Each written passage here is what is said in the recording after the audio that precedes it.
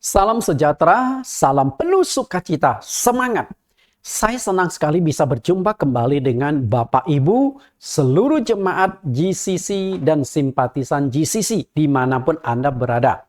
Khususnya untuk para dosen-dosen teologi, para mahasiswa teologi, dan juga para hamba-hamba Tuhan dimanapun Anda berada. Materi pelajaran hari ini sangat penting dan juga sangat bagus untuk kita semua gali lebih tajam, lebih jauh lagi, karena saya akan membahas tentang Roh Kudus. Dan hari ini merupakan lanjutan dari pelajaran tersebut dengan tema Roh Kudus yang disajikan melalui satu link YouTube kami, Suara Kebenaran GCC.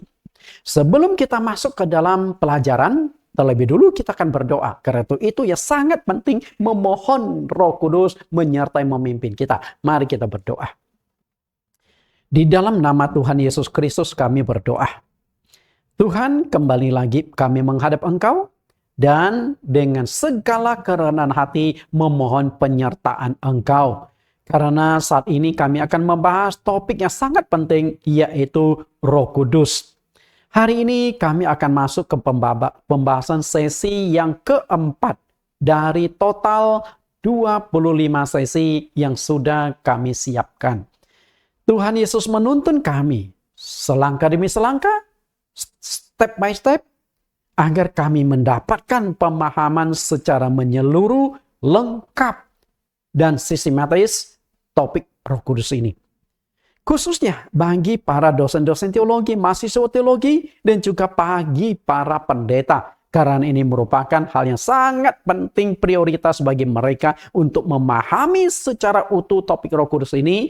Tuhan secara khusus memberikan hati kepada mereka, hati seorang murid, telinga seorang murid. Supaya baik hamba-Mu yang mengajarkan maupun mereka yang belajar, kami sama-sama menemukan jawaban yang benar tentang Roh Kudus. Berikanlah kerendahan hati seorang murid untuk bisa menerima pengajaran saat ini.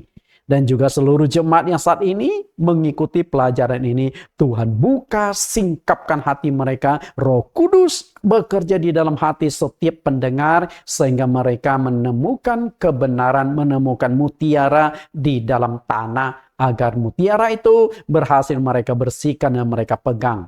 Terima kasih Tuhan. Kami siap mendengarkan pengajaran melalui pimpinan Roh Kudus. Amin. Bapak Ibu yang saya kasihi, kita akan lihat tema pelajaran kita adalah Roh Kudus. Oke, temanya adalah Roh Kudus. Dan dari tema Roh Kudus itu ada 25 sesi atau 25 judul. Berarti kalau satu sesi saja saya katakanlah kupas 1,5 jam, berarti puluhan jam dibutuhkan untuk mengupas topik Roh Kudus ini. Inilah judul-judul yang kita kupas. Oke. Sesi 1 sampai sesi yang ketiga sudah saya kupas. Jadi bagi Bapak Ibu yang belum mengikuti pelajaran atau baru pertama mengikuti pelajaran di dalam link YouTube ini, Bapak Ibu bisa link kembali sesi 1 sampai sesi yang ketiga agar pemahaman itu menjadi lengkap. Karena materi saya itu disusun secara sistematis, semakin dalam. Karena itu kalau Anda langsung masuk ke pelajaran 4, takutnya sulit untuk mengikutinya. Kemudian sesi yang ke-11 sampai 20, lalu setelah itu ada sesi yang ke-21 sampai 25. Lengkap tuntas. Jadi harapan saya, terutama para dosen-dosen teologi, bisa menerima pengajaran secara lengkap dan utuh. Kalau Anda tertarik dari 25 judul ini, mana yang Anda akan lebih dalami, ya silakan. Berarti Anda menonton secara acak. Hari ini kita akan kupas, sebelum saya mengupas sesi yang keempat ini, sedikit saya ulang di sesi yang sebelumnya. Pada pelajaran topik yang ketiga telah dikupas, apakah setiap orang yang percaya kepada Yesus secara otomatis juga sudah dipenuhi Roh Kudus? Pada sesi yang ketiga itu saya sudah ungkapkan bahwa muncul 2 kelompok hamba-hamba Tuhan, 2 kelompok gereja. yang memiliki pandangan yang berbeda. Satu kelompok mengatakan ketika seseorang bertobat dan percaya Yesus, ia telah dipenuhi Roh Kudus. Nah, itu sudah saya sanggah, sudah saya counter di sesi yang ketiga itu. Kemudian kelompok yang selanjutnya adalah orang yang sudah bertobat dan percaya Yesus tidak otomatis telah dipenuhi Roh Kudus. Nah, ini yang benar. Dan saya juga sudah jelaskan fakta-fakta dasar ayat sebagainya. Dan saya ada di sisi yang sebelah kanan ini. Artinya, bukan setiap orang yang sudah dipenuhi Roh Kudus, bukan setiap orang yang sudah percaya Tuhan Yesus, bertobat, menerima Yesus, bahkan sudah dibaptis sekalipun, berarti dia sudah dipenuhi Roh Kudus. Belum. Berarti bagaimana mereka bisa percaya kalau bukan Roh Kudus? Makanya pada sesi yang keempat inilah kita akan kupas perbedaan dipenuhi Roh Kudus dengan gerakan Roh Kudus. Percaya Yesus dan dipenuhi Roh Kudus itu adalah dua hal yang berbeda dan terpisah. Engkau sudah percaya Yesus, tidak otomatis engkau sudah dipenuhi Roh Kudus. Bukan di saat yang sama. Berbeda. Jadi orang yang sudah percaya menerima Yesus tidak otomatis dipenuhi Roh Kudus. Bukti nyata bahwa sudah percaya bahkan sudah dibaptis belum dipenuhi Roh Kudus, kita kutip satu perikop ayat Alkitab. Kisah Rasul pasal 19 ayat 1. Ketika Apolos masih di Korintus, Paulus sudah menjelajah daerah-daerah pedalaman dan tiba di Efesus. Di situ didapatinya beberapa orang murid. Jadi murid ini berarti mereka sudah percaya Yesus. Sebagaimana Yesus katakan di Matius 28 ayat 19, pergilah jadikan semua bangsa muridku. Jadi murid ini tidak berkonotasi 12 rasul. Nah, itu jemaat. Kemudian ayat kedua, katanya kepada mereka, sudahkah kamu menerima Roh Kudus ketika kamu menjadi percaya? Akan tetapi mereka menjawab dia, belum. Bahkan kami belum pernah mendengar ada Roh Kudus. Perhatikan baik-baik pertanyaan dan jawaban mereka. Pertanyaan Paulus dan jawaban dari jemaat Efesus. Kalian sudah dipenuhi Roh Kudus belum? Setelah kalian percaya Tuhan Yesus? Belum. Kami bahkan belum pernah mendengar ada Roh Kudus. Apa sih Roh Kudus? Seperti apa sih? Nah, ketika Paulus mendengar mereka belum dipenuhi Roh Kudus, Paulus curiga ada masalah dengan ajaran mereka. Paulus tidak curiga pada pribadi-pribadi mereka. Paulus tidak berkata, kalian belum dipenuhi Roh Kudus. Oh, mungkin kalian kurang tekun berdoa. Oh, hidup kalian kurang kudus dan macam-macam. Paulus tidak menyentuh kehidupan mereka, tapi Paulus langsung curiga ada masalah dengan doktrin mereka. Maka di ayat yang ketiga Paulus bertanya. Lalu kata Paulus kepada mereka, kalau begitu dengan baptisan manakah kamu telah dibaptis? Jawab mereka, dengan baptisan Yohanes. Berarti mereka kan sudah dibaptis. Faktanya sudah dibaptis, belum dipenuhi Roh Kudus. Ayat 4, kata Paulus, baptisan Yohanes adalah pembaptisan orang yang telah bertobat. Dan ia berkata kepada orang banyak, mereka harus percaya kepada dia yang datang kemudian daripadanya, yaitu Yesus. Dengan kata lain, baptisan Yohanes sudah expired, sudah kadaluarsa. Maka setelah Yesus tampil, baptisan versi Tuhan Yesuslah yang berlaku. Lalu baptisan versi Tuhan Yesus itu baptisan seperti apa? Baptisan dalam nama Tuhan Yesus. Dan akhirnya mereka dibaptis ulang. Ayat yang kelima. Ketika mereka mendengar hal itu, mereka memberi diri mereka dibaptis dalam nama Tuhan Yesus. Jadi baptisan yang benar, baptisan yang diakui Allah di sorga adalah dibaptis dalam nama Tuhan Yesus. Bukan dalam nama Bapa, Anak, Roh Kudus. Walaupun ada perintah di Matius 28 ayat 19, baptislah mereka dalam nama Bapa, Anak, dan Roh Kudus, tetapi tidak ada satu pun pembuktian di Alkitab mereka dibaptis dalam nama Bapa, Anak, Roh Kudus. Nah, untuk topik baptisan, Bapak Ibu bisa link ke YouTube kami juga, Bible Teaching Ministry ataupun Suara Kebenaran GCC. Ada 10 sesi topik baptisan. Jadi saya tidak akan jelaskan baptisan di sini. Demi bisa dipenuhi Roh Kudus, sekelompok jemaat di Efesus itu akhirnya dibaptis ulang oleh Paulus, baptisan yang sesuai Alkitab. Karena baptisan yang benar untuk dipenuhi Roh Kudus harus dalam nama Tuhan Yesus. Kisah Rasul pasal 2 ayat 38. Jawab Petrus kepada mereka, bertobatlah dan hendaklah kamu masing-masing memberi dirimu dibaptis dalam nama Yesus Kristus untuk pengampunan dosamu. Maka kamu akan menerima karunia Roh Kudus. Bapak Ibu yang saya kasih. Dan setelah dibaptis, lalu diadakan doa mohon Roh Kudus. Ayat 6. Dan ketika Paulus menumpangkan tangan di atas mereka, turunlah Roh Kudus ke atas mereka. Lalu mulailah mereka berkata-kata dalam bahasa roh dan bernubuat. Jadi jelas sekali tanda bukti orang dipenuhi Roh Kudus adalah berkata-kata dengan bahasa roh, berglosolali. Berarti kalau orang yang belum bisa berbahasa roh, belum berglosolali, mereka belum dipenuhi Roh Kudus.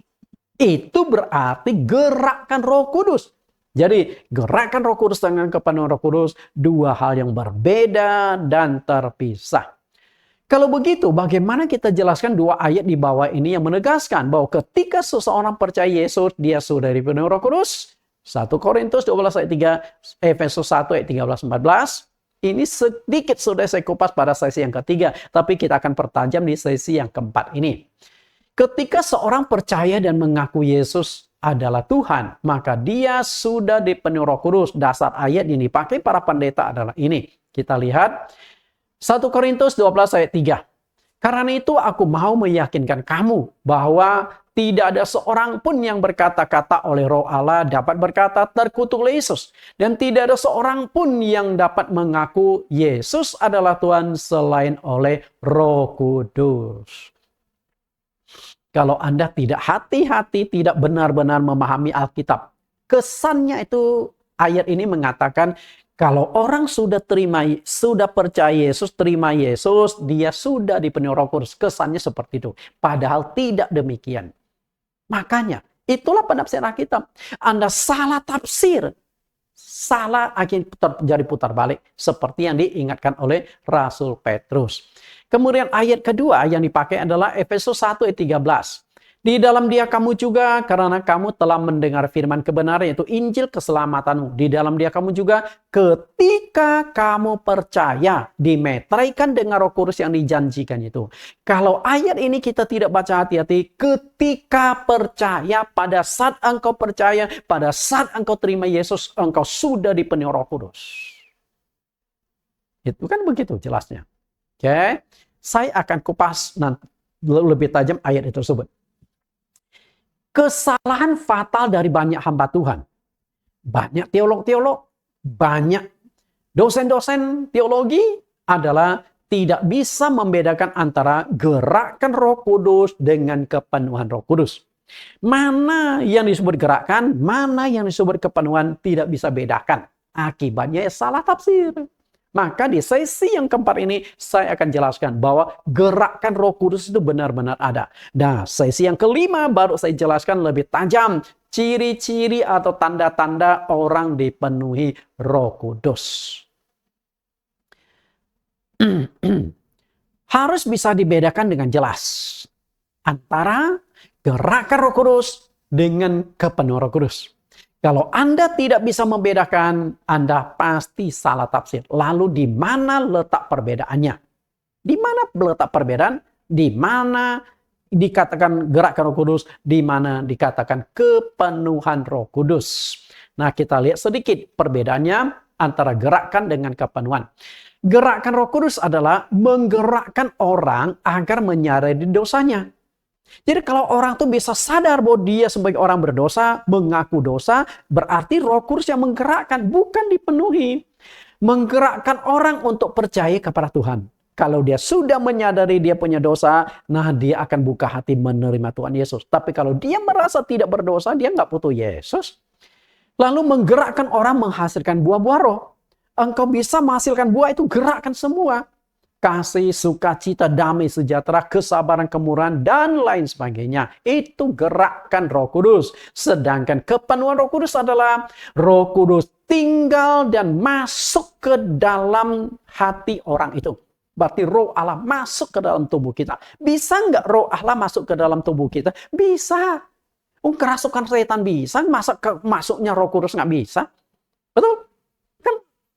Roh jahat masuk ke dalam tubuh kita. Bisa nggak bisa? Di Alkitab kan banyak. Yesus usir roh jahat. Dan mungkin di dalam praktek pelayanan kita juga sering melihat roh jahat masuk ke dalam tubuh seseorang. Benar nggak? Nah, kalau roh jahat bisa masuk, Roh Kudus juga bisa masuk. pasti ada tanda-tandanya. Di mana perbedaan kerasukan dengan kepenuhan Roh Kudus. Nah, itu kita kupas pada sesi-sesi yang akan datang. Dibuktikan dengan tanda bisa berkata-kata dengan bahasa roh atau berglosolali. Berarti kalau Anda belum bisa berkata-kata dengan bahasa roh, maaf kata, Anda belum dipenuhi Roh Kudus. Dan untuk bisa dipenuhi Roh Kudus, ada syarat-syaratnya. Jadi bukan berarti ketika engkau percaya, engkau sudah memenuhi syarat untuk dipenuhi Roh Kudus. Enggak. Nah, syarat-syarat dipenuhi Roh Kudus akan saya kupas pada sesi-sesi selanjutnya. Maka tidak heran, pelajarannya jadi panjang. Ada 25 sesi total, lengkap. Orang yang sudah percaya Tuhan Yesus tidak otomatis juga sudah dipenuhi Roh Kudus. Kita buktikan ya. Sebelum Pentakosta dan sesudah Pentakosta. Atau hari Pentakosta. Nah, sebelum Pentakosta, di sana itu ada 12 rasul. Bayangkan rasul, murid, pengganti Yesus, penerus Yesus, belum dipenuhi Roh Kudus sebelum hari Pentakosta. Anda harus tahu itu. Kemudian ada 70 murid, lalu pernah Yesus memberi makan 5.000 laki-laki dengan 5 roti 2 ikan, lalu banyak orang yang disembuhkan penyakit-penyakit mereka. Nah, mereka semuanya sudah banyak yang percaya kepada Yesus. Saya yakin sudah ribuan orang. Dari 5.000 laki-laki, 10% saja itu sudah 500 orang. Jadi masih banyak orang yang percaya pada Yesus di awal-awal tapi belum dipenuhi Roh Kudus. Kapan baru Roh Kudus itu memenuhi mereka? Pada hari Pentakosta dan seterusnya. Oke, di hari Pentakosta 120 orang.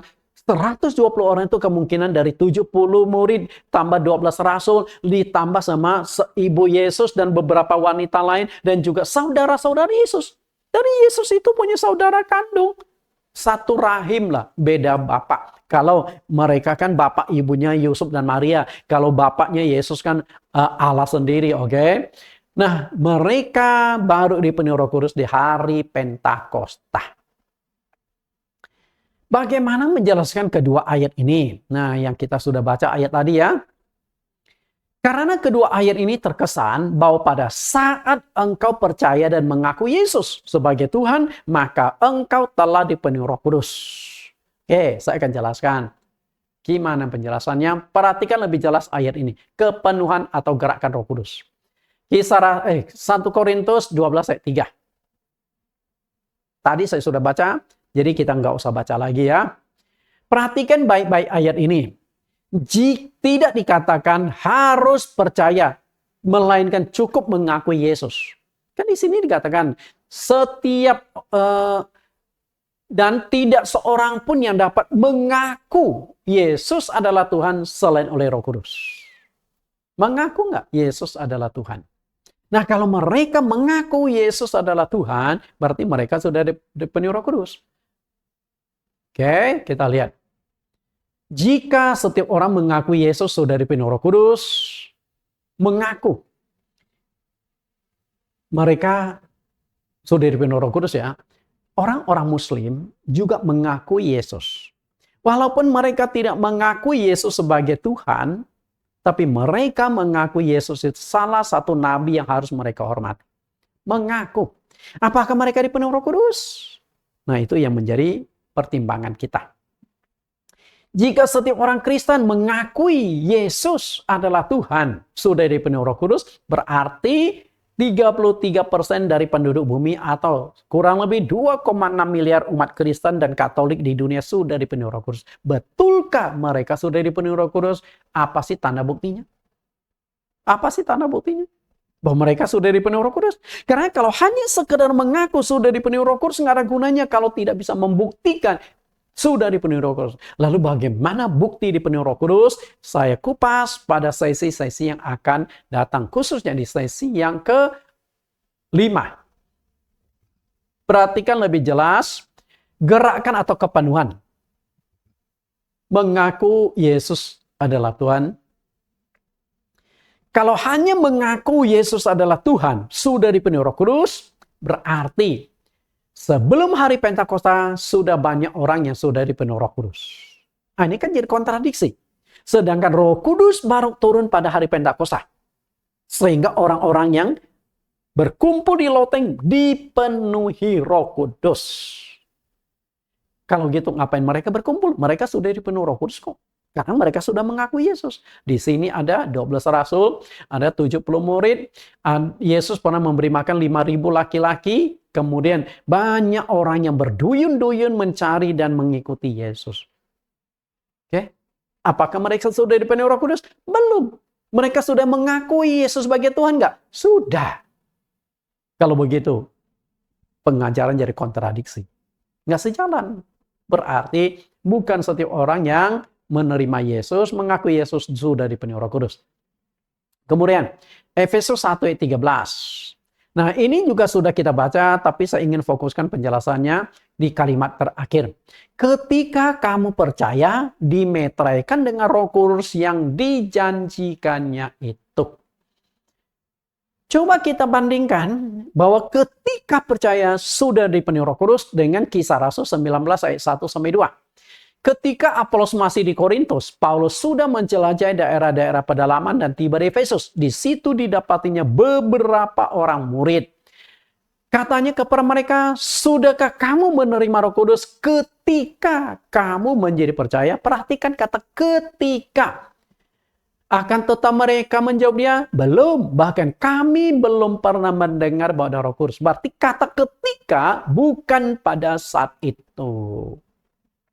Jadi berarti ketika atau saat seseorang menerima Yesus, tidak otomatis dia juga sudah dipenuhi Roh Kudus. Kata ketika, keterangan waktu itu sangat tentatif. Oke? Saya pernah jelaskan di sesi yang ketiga tadi. Ketika saya tinggal di Amerika, saya dipenuhi Roh Kudus. Kata ketika ya. Padahal saya tinggal di Amerika itu 10 tahun. 10 tahun. Nah, ketika tahun keberapa saya dipenuhi Roh Kudus? Kan nggak ada penjelasan. Intinya adalah waktu saya tinggal di Amerika, saya sebelum pulang ke Indonesia, saya sudah dipenuhi Roh Kudus di Amerika. Kata ketika. Kalau saya tinggal di Amerika 10 tahun, di tahun terakhir baru saya dipenuhi Roh Kudus. Berarti 9 tahun saya sudah percaya, sudah aktif beribadah di gereja di sana. Saya belum dipenuhi Roh Kudus.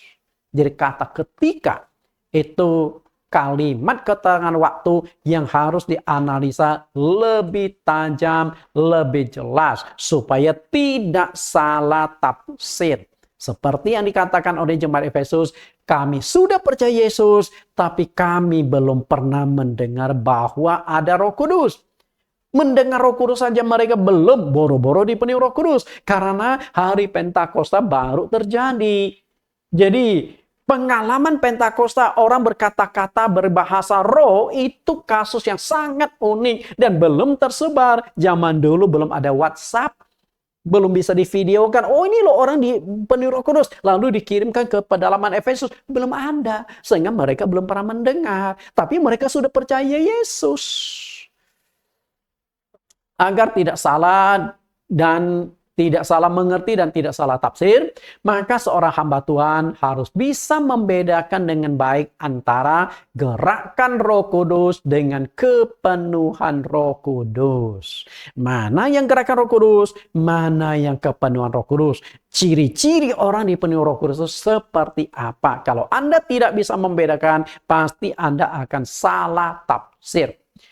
Peran seorang pemimpin itu sangat penting untuk menuntun orang ke jalan yang benar, ke ajaran yang benar, agar tidak masuk ke dalam lubang atau mengalami kebinasaan. Karena itulah Tuhan Yesus selalu ingatkan hati-hati dengan penyesatan, hati-hati dengan ajaran, hati-hati dengan para pemimpin yang tidak memahami Alkitab. Di dalam Matius pasal yang ke-15 ayat 14, Yesus berkata, biarkanlah mereka orang buta yang menuntun orang buta. Orang buta itu berarti dia tidak memahami Alkitab. Buta. Menuntun berarti dia jadi pemimpin. Jika orang buta menuntun orang buta, pasti keduanya jatuh ke dalam lubang. Ketika Anda punya seorang pendeta tidak memahami topik Roh Kudus, lalu mengajar tentang Roh Kudus, Anda akan salah ikuti. Kita lihat ini lubang. Perhatikan di sini, yang pakai tongkat itu hanya satu orang yang ada di depan. Kemudian semuanya itu pakai kacamata hitam sebagai simbolis bahwa mereka itu buta, nggak bisa melihat. Tapi mereka berpegangan pundak. Yang pertama pakai tongkat, yang kedua berpegangan pundak. Begitu selanjutnya sampai ke ujung.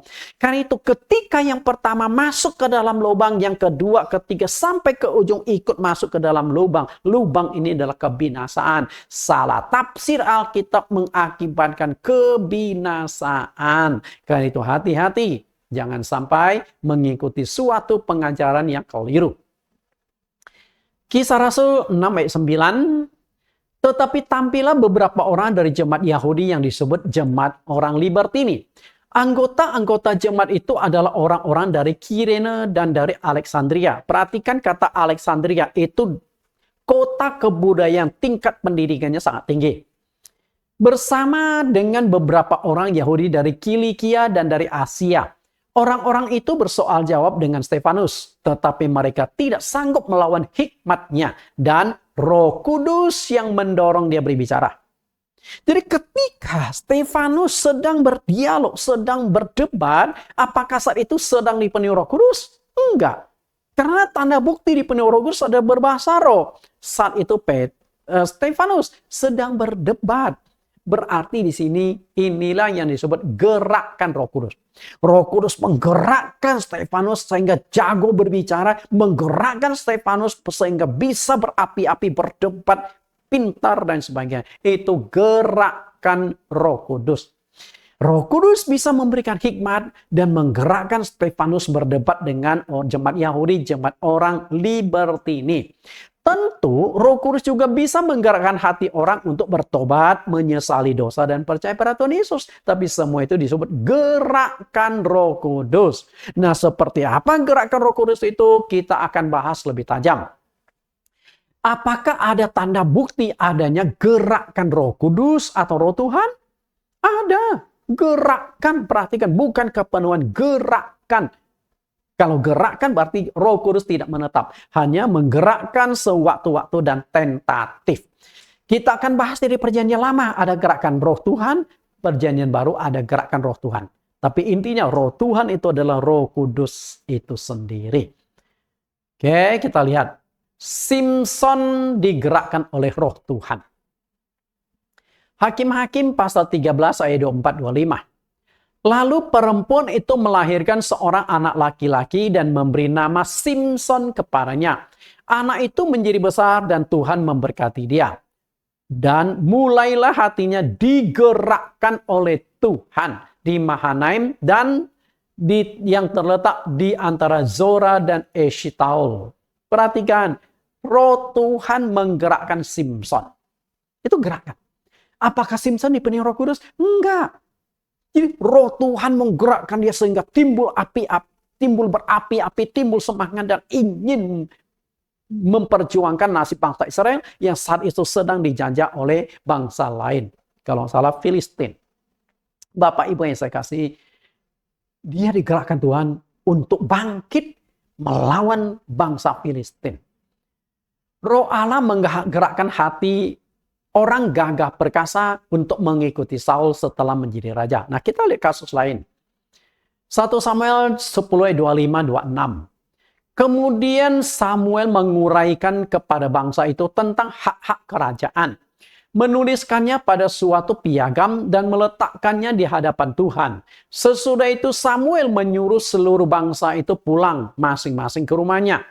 Saul pun pulang ke rumahnya di Gibea dan bersama-sama dengan dia ikut pergi orang-orang gagah perkasa yang hatinya telah digerakkan oleh Tuhan.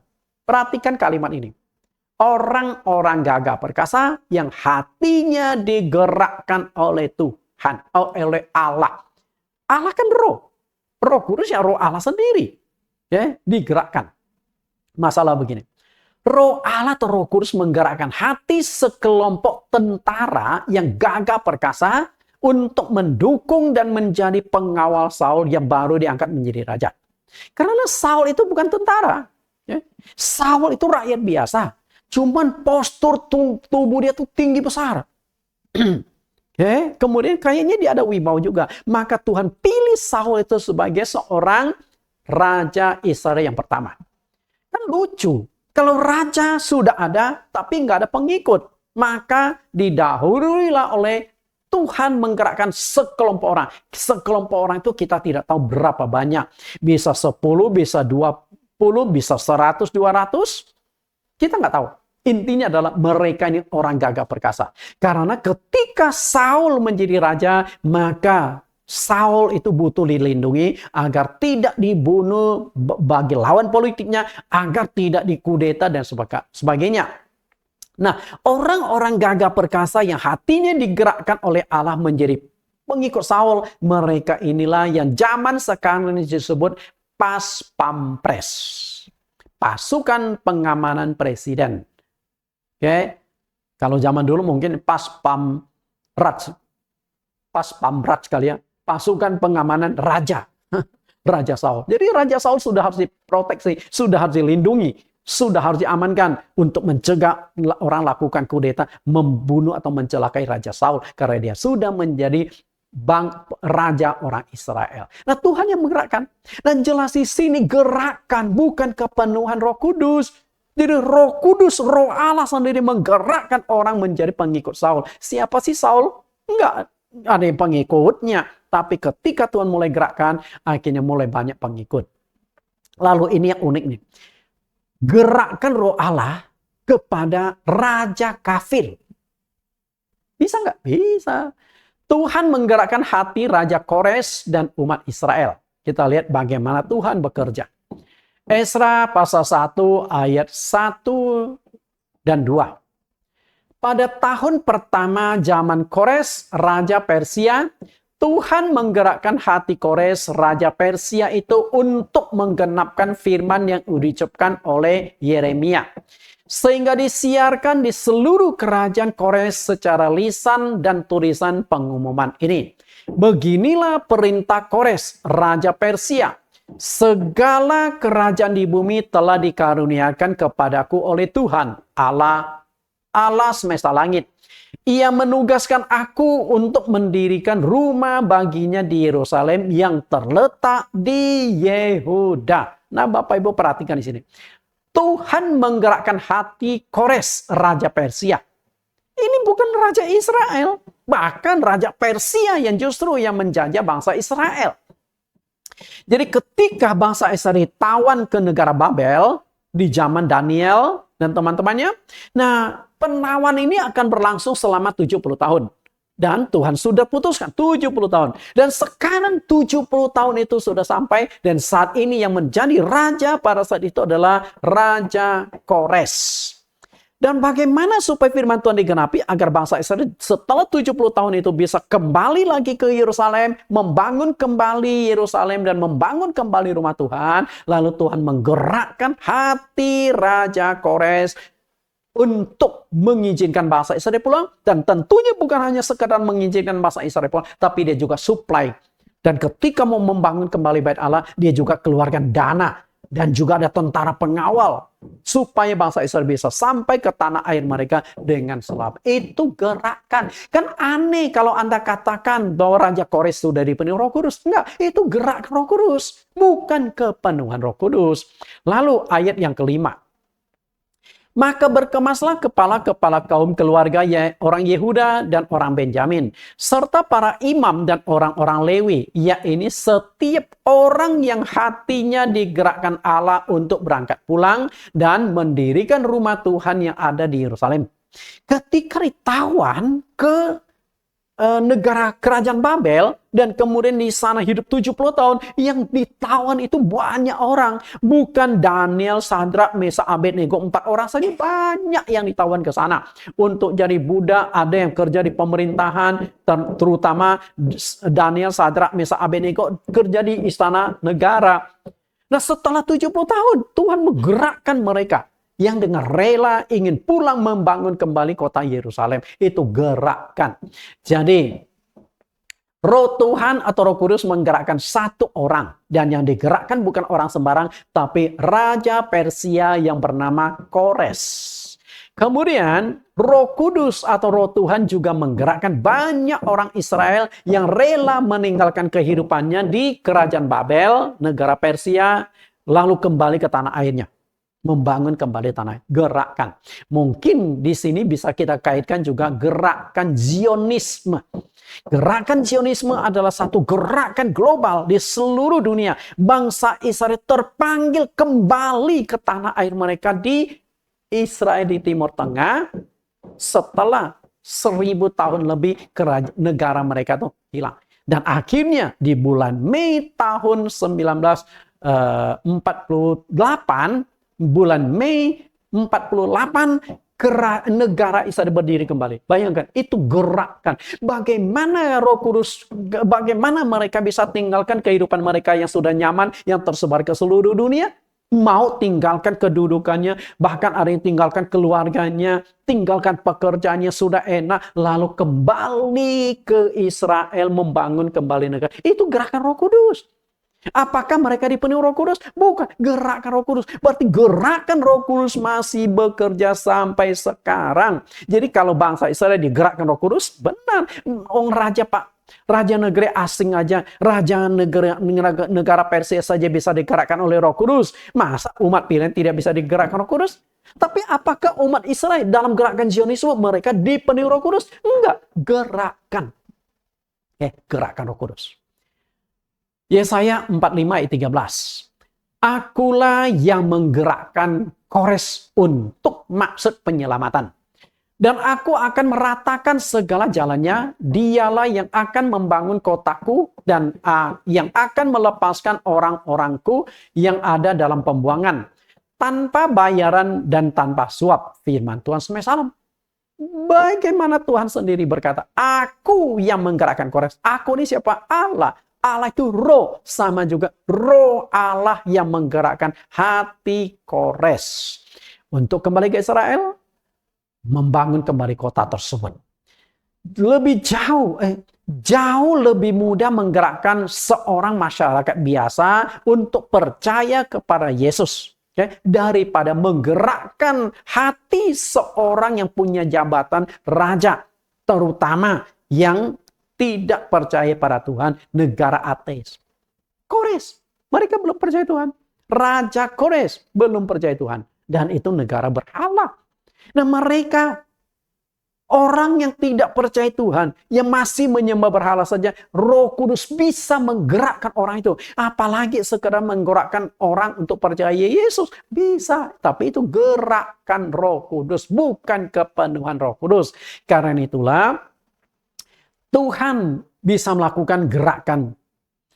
Kemudian kasus lain. Tuhan menggerakkan hati Bupati Zerubabel dan Imam Besar Yosua untuk membangun bait Allah yang sudah runtuh.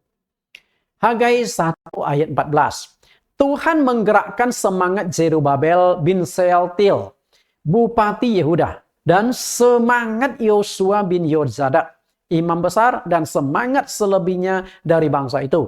Maka datanglah mereka, lalu melakukan pekerjaan pembangunan rumah Tuhan semesta alam Allah mereka. Perhatikan, Tuhan menggerakkan semangat Zerubabel.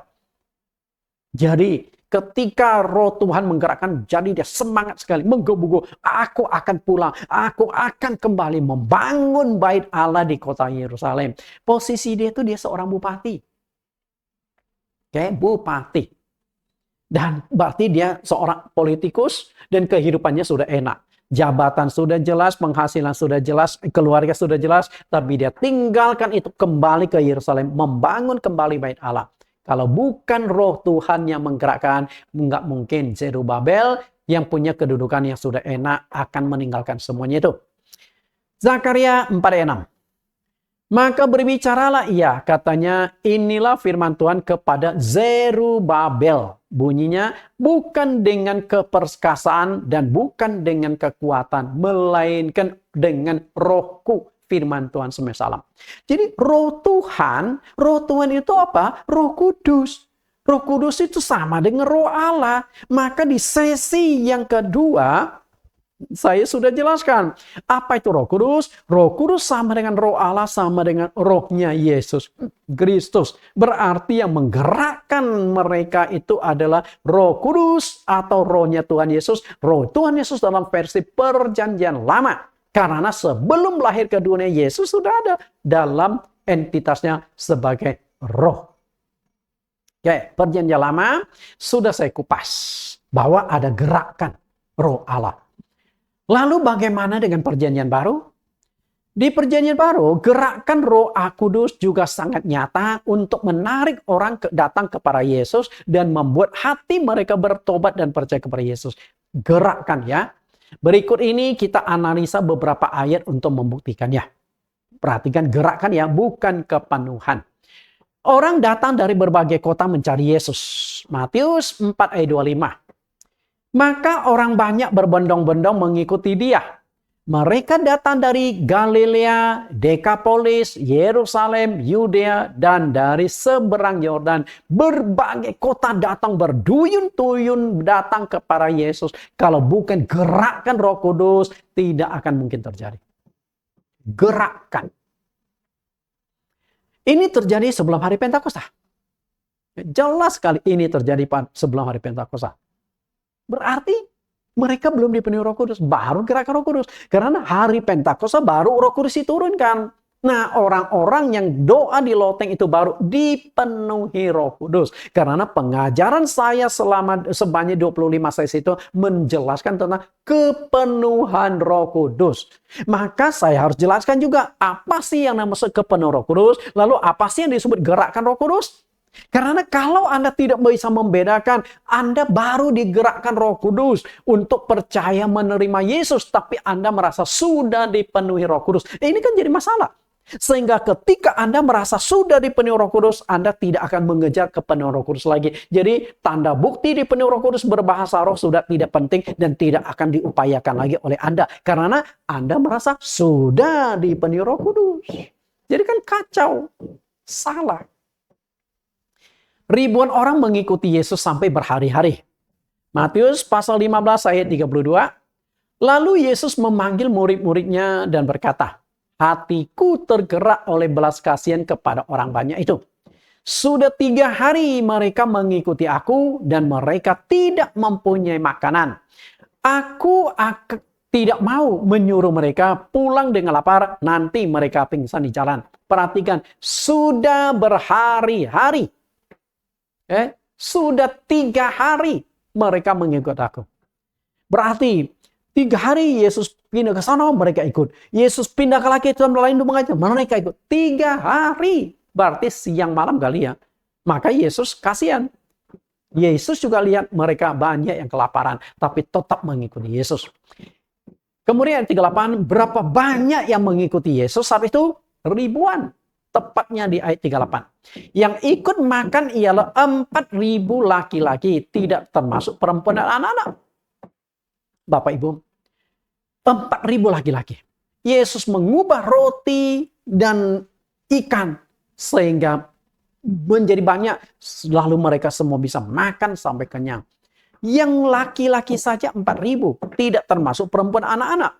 Jika satu laki-laki membawa istri dan membawa 1 anak, berarti sudah belasan ribu orang. Apakah mereka belasan ribu orang, kalau bukan Roh Kudus yang menggerakkan mereka, mereka mau? 3 hari loh, tinggalkan rumah mereka, mengikuti Yesus. Kalau bukan gerakan Roh Kudus nggak akan terjadi. Dan itu terjadi sebelum hari Pentakosta. Artinya sebelum hari Pentakosta sudah ada ribuan orang yang digerakkan untuk mengikuti Yesus. Dan mereka terima Yesus kah? Kemungkinan besar mereka terima menjadi pengikut Yesus kok. Yesus kemana mereka ikut kok. Nggak mungkin percaya, nggak mungkin jadi pengikut Yesus kalau tidak didahului percaya. Sama seperti nggak mungkin Anda datang ke dokter kalau Anda tidak percaya pada dokter itu. Kenapa Anda datang ke dokter? Karena Anda percaya dokter bisa membantu untuk mengobati penyakit Anda. Betul? Percaya. Berarti mereka sudah percaya. Tapi apakah sudah dipenuhi Roh Kudus? Belum. Karena Roh Kudus belum diturunkan di hari Pentakosta. Roh Kudus bisa menggerakkan hati seseorang bertobat, menyesali dosanya, dan percaya kepada Tuhan Yesus. Tapi perhatikan itu gerakan. Roh Kudus akan menggerakkan hati manusia menyadari 3 hal yang sangat penting. Apa itu? Membuat mereka menyadari dosa mereka, membuat mereka sadar akan kebenaran dan penghakiman. Kalau mereka tahu ada penghakiman, mereka pasti akan bertobat dan mencari solusi bagaimana supaya mereka lolos dari penghakiman. Solusinya tentu menyelesaikan dosa mereka. Dan bagaimana cara menyelesaikan dosa? Ujung-ujungnya kan baptisan. Oke, kita lihat dulu ayatnya. Gerakan Roh Kudus itu sangat penting, khususnya untuk 3 hal berikut ini. Kita lihat di Yohanes pasal 16 ayat 7 sampai 11. Roh Kudus menggerakkan. Yohanes 16 ayat 7. Namun benar yang kukatakan ini kepadamu adalah lebih berguna bagi kamu jika aku pergi. Sebab jikalau aku tidak pergi, penghibur itu tidak akan datang kepadamu. Tetapi jikalau aku pergi, aku akan mengutus dia kepadamu. Dan kalau ia datang, ia akan menginsafkan dunia akan dosa, kebenaran, dan penghakiman. Dan akan dosa karena mereka tetap tidak percaya kepadaku, akan kebenaran karena aku pergi kepada Bapa dan kamu tidak akan melihat aku lagi, akan penghakiman karena penguasa dunia telah dihukum. Perhatikan di sini, penghibur. Apa sih yang dimaksud dengan penghibur? Penghibur di sini adalah Roh Kudus. Nah, Roh Kudus itu akan menggerakkan. Kita lihat dulu penghibur. Penghibur itu adalah Roh Kudus di Yohanes 14 ayat 26 dan 15 ayat 26. Di sana jelas sekali penghibur yaitu Roh Kudus. Nah, lalu Roh Kudus atau penghibur itu melakukan gerakan, menggerakkan orang dalam 3 hal. Menggerakkan orang menyadari dosanya, kebenaran, dan penghakiman. Itu gerakan. Ketika Roh Kudus menggerakkan hati seseorang, maka orang itu akan menyadari dosanya, bertobat dan percaya Yesus. Berarti seseorang bisa menerima Yesus, bisa bertobat, bisa percaya Yesus, bahkan memberi diri dibaptis karena ada gerakan dari penghibur, yaitu gerakan dari Roh Kudus. Berarti memang ada gerakan Roh Kudus. Oke, menggerakkan. Karena itu harus bedakan gerakan Roh Kudus dengan kepenuhan Roh Kudus. Namun perlu saya tegaskan ulang bahwa ini adalah gerakan Roh Kudus, bukan kepenuhan Roh Kudus. Orang yang dipenuhi Roh Kudus ada 2 tanda yang sangat nyata dan sangat jelas dalam ada Alkitabnya, yaitu bisa dilihat dan bisa didengar. Nah, kita lihat 2 bukti jelas kepenuhan Roh Kudus. Kisah Rasul pasal 2 ayat 33. Dan sesudah ia ditinggikan oleh tangan kanan Allah dan menerima Roh Kudus yang dijanjikan itu, maka dicurahkannya apa yang kamu lihat dan dengar di sini. Perhatikan baik-baik, inilah ciri-ciri atau tanda-tanda orang dipenuhi Roh Kudus. Ketika Roh Kudus masuk tinggal di dalam diri kita, ada 2 gejala yang akan muncul, yaitu bisa dilihat dan bisa didengar. Apa yang bisa maksud dengan bisa dilihat? Ketika dia dipenuhi Roh Kudus, waktu berdoa badannya bisa bergetar atau bergoyang. Tapi ingat, 100% kesadaran Anda tidak hilang. Jadi ketika engkau dipenuhi Roh Kudus bermanifestasi, engkau tidak akan jatuh rebah, tidak akan histeris, tidak akan lompat-lompat. Karena Roh Kudus itu tertib.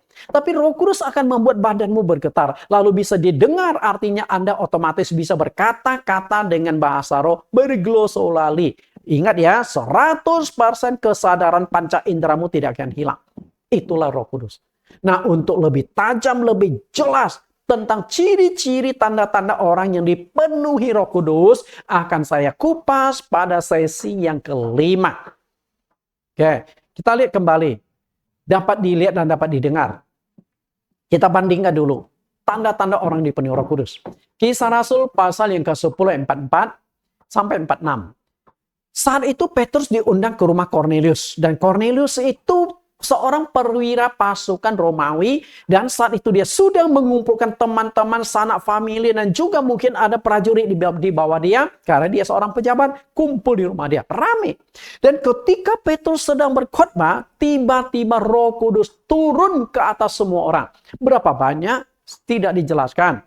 Kalau yang berkumpul itu 10 orang, maka 10 orang dipenuhi Roh Kudus. Kalau yang berkumpul itu 100 orang, maka 100 orang dipenuhi Roh Kudus. Roh Kudus itu turun. Lalu apa tanda bukti Roh Kudus itu turun dan memenuhi mereka? kita lihat ayat 45. Dan semua orang percaya dari golongan bersunat yang menyertai Petrus tercengang-cengang karena melihat bahwa karunia Roh Kudus dicurahkan ke atas bangsa-bangsa lain juga. Melihat, perhati kata melihat. Kemudian ayat 46, sebab mereka mendengar orang-orang itu berkata-kata dalam bahasa roh dan memuliakan Allah. Lalu kata Petrus dan seterusnya. Perhatikan Kisah Rasul pasal 2 ayat 33, orang yang dipenuhi Roh Kudus bisa dilihat, bisa didengar. Nah, fakta yang terjadi di lapangan, betul nggak ketika orang dipenuhi Roh Kudus bisa dilihat dan bisa didengar? Lihat baik-baik. Melihat, mendengar. Nah, itu jelas kan? Nah, itu akan saya kupas lebih tajam di sesi yang kelima. Ciri-ciri orang dapat Roh Kudus itu seperti apa? Kata dilihat dan didengar menjadi kunci untuk menjelaskan tentang kepenuhan Roh Kudus. Oke, kita akan bahas lebih tajam tentang gerakan Roh Kudus dan kepenuhan Roh Kudus lebih jauh di Kisah Rasul pasal 2 ayat 37-38. Kisah Rasul pasal 2 ayat 37. Ketika mereka mendengar hal itu, hati mereka sangat terharu. Lalu mereka bertanya kepada Petrus dan rasul-rasul yang lain, apakah yang harus kami perbuat, saudara-saudara? Jadi di hari Pentakosta, Petrus digerakkan oleh Roh Kudus mulai berkhotbah. Khotbahnya cukup berapi-api.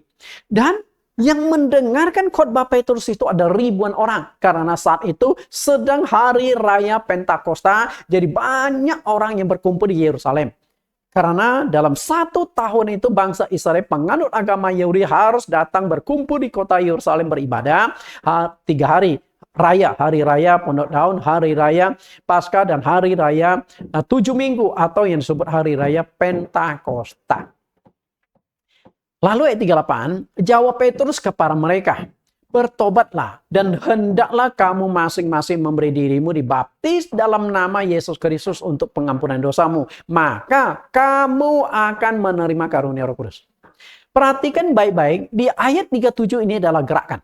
Setelah mendengarkan khotbah Petrus, hati mereka sangat terharu, mulai ada gerakan Roh Kudus. Oh, ternyata kami sadar, kami bersalah, kami punya dosa. Kami siap terima Yesus. Apa yang harus kami perbuat? Nah, di ayat 38 itulah Petrus melihat mereka sudah siap terima Yesus. Lalu Petrus giring mereka, arahkan mereka. Udah, bertobat. Nah, setelah itu kalian beri diri dibaptis. Oke? Berarti mereka ayat 37 yang sudah digerakkan Roh Tuhan, sudah percaya Yesus, baru mau percaya. Sudah dibaptis pun? Belum. Sudah dipenuhi Roh Kudus? Belum. Karena di ayat 38 Petrus berkata, nah setelah kalian dibaptis, nanti kalian akan dipenuhi Roh Kudus. Jadi ayat 37 adalah gerakan Roh Kudus karena Roh Kudus belum memenuhi mereka. Sedangkan ayat 38 ini yang nanti akan memenuhi mereka yaitu dipenuhi Roh Kudus. Jadi gerakan Roh Kudus dan kepenuhan Roh Kudus itu dua hal yang berbeda. Kita lihat lebih tajam. Gerakan Roh Kudus di ayat 37. Gerakan Roh Kudus ini bisa terjadi kepada orang yang belum percaya kepada Tuhan Yesus dengan tujuan agar orang-orang itu digerakkan menyadari dosanya, kemudian bertobat dan percaya kepada Tuhan Yesus. Jadi, seseorang bisa tergerak hatinya bertobat percaya Yesus itu gerakan, bukan kepenuhan. Kemudian ayat 38. 38 ini nanti baru kepenuhan. Kepenuhan Roh Kudus adalah janji Allah bagi orang yang telah bertobat percaya Yesus dan telah menerima baptisan air yang sesuai dengan Alkitab. Nah, ini baru kepenuhan. Jadi, jelas ya, kesimpulannya adalah Roh Kudus bisa menggerakkan seseorang yang belum mengenal Yesus agar menyesali dosanya, bertobat dari dosa, percaya kepada Yesus. Dan kalau dia sudah percaya pada Yesus, pasti suatu saat dia akan menerima baptisan. Nah, setelah dibaptis, bukan berarti sudah dipenuhi Roh Kudus, lalu ada tahapan selanjutnya, berdoa memohon kepenuhan Roh Kudus. Jadi harus bisa bedakan gerakan Roh Kudus ayat 37 dan ayat 38. Nanti setelah mereka dibaptis, baru akan dipenuhi Roh Kudus ketika mereka adakan sesi doa mohon Roh Kudus. Jadi jelas penjelasan saya. Semoga Anda bisa menangkap, Anda bisa mengerti. Dan kita akan berlanjut di sesi yang kelima. Tuhan Yesus memberkati. Kita berdoa. Di dalam nama Tuhan Yesus Kristus kami berdoa. Tuhan, terima kasih Engkau kembali menyingkapkan bagi kami satu bagian lagi tentang gerakan Roh Kudus dan kepenuhan Roh Kudus. Banyak sekali hamba-hamba Tuhan, banyak sekali teolog-teolog dan dosen-dosen teologi yang tidak bisa membedakan bagaimana gerakan Roh Kudus dan kepenuhan Roh Kudus. Akhirnya terjadilah kekacauan ketika mereka mencoba menjelaskan tentang Roh Kudus. Sebelum hari Pentakosta, sudah banyak orang yang percaya kepada Yesus. Sudah banyak orang yang percaya kepada Engkau sebagai Tuhan dan Juru Selamat. Di sebelum hari Pentakosta, sudah ada 12 rasul, sudah ada 70 murid yang akhirnya Engkau utus mereka berdua-dua. Dan banyak orang yang mendapatkan kesembuhan penyakit, dilepaskan dari roh-roh jahat, dan juga merasakan mujizat, dan juga mendengar pengajaran-pengajaran Engkau. Dan mereka sudah menerima percaya kepada Engkau. Namun mereka belum dipenuhi Roh Kudus. Di hari Pentakosta itulah dan seterusnya baru mereka dipenuhi Roh Kudus. Karena Roh Kudus baru diturunkan di hari Pentakosta. Semoga pengajaran yang sudah hamba-Mu uraikan, jelaskan, dapat ditangkap dengan baik. Sehingga para hamba Tuhan tidak akan salah memberikan pengajaran-pengajaran yang akhirnya membuat jemaat itu tersesat. Dan menyangka ketika mereka percaya Yesus, maka mereka sudah dipenuhi Roh Kudus. Hamba-Mu ingin mereka menyadari dan mereka berjuang untuk dipenuhi Roh Kudus sebagai metode keselamatan. Dan agar mereka tahu bagaimana pengalaman kepenuhan Roh Kudus di hari Pentakosta. Terima kasih Tuhan, terus pimpin kami. Di sesi yang kelima akan disingkapkan tanda-tanda ciri khas orang yang dipenuhi Roh Kudus.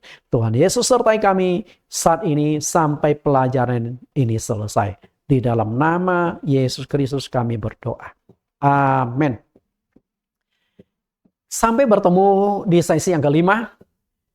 Bagi Bapak Ibu mahasiswa teologi yang saat ini sedang mengikuti pelajaran di STT GCC, Sekolah Tinggi Teologi GCC, Jesus Class Curriculum, ada 10 pertanyaan yang perlu Anda jawab, kemudian Anda kirimkan kembali ke pengelola STT GCC. Kita lihat 10 pertanyaan dengan judul apa perbedaan gerakan dan kepenuhan Roh Kudus.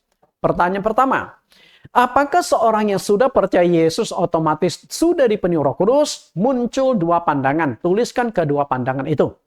2. Buktikan dan jelaskan secara singkat dalam Kisah Rasul 19 ayat 1 bahwa orang yang sudah percaya Yesus tidak otomatis sudah dipenuhi Roh Kudus. Ketiga, tuliskan teks 2 ayat Alkitab yang dijadikan acuan bagi para pendeta yang menegaskan ketika percaya Yesus mereka sudah dipenuhi Roh Kudus. 4, tuliskan 3 perbedaan antara gerakan dan kepenuhan Roh Kudus. Yang kelima, sebelum hari Pentakosta sudah banyak orang yang mengaku dan percaya Yesus, namun mereka belum dipenuhi Roh Kudus. Tuliskan 4 bukti. Pertanyaan ke-6, siapakah hakim yang pernah digerakkan oleh Roh Allah atau Roh Kudus sehingga mampu melakukan hal-hal yang besar dan dahsyat? Yang ke-7, siapakah raja yang digerakkan Roh Kudus untuk mendukung bangsa Israel kembali ke Yerusalem setelah 70 tahun masa pembuangan? 8, dalam Yohanes pasal 16 ayat 7-11, Roh Kudus menggerakkan 3 hal yang penting dalam hati manusia. Tuliskan ketiga hal yang digerakkan Roh Kudus. 9, tuliskan teks ayat Alkitab yang menegaskan tanda bukti orang dipenuhi Roh Kudus bisa dilihat dan bisa didengar. 10, jelaskan secara singkat Kisah Rasul pasal 2 ayat 37-38 bagaimana membedakan gerakan Roh Kudus dengan kepenuhan Roh Kudus. Silakan Anda jawab, ketik rapi dan kirim kembali ke STT GCC. Tuhan Yesus memberkati.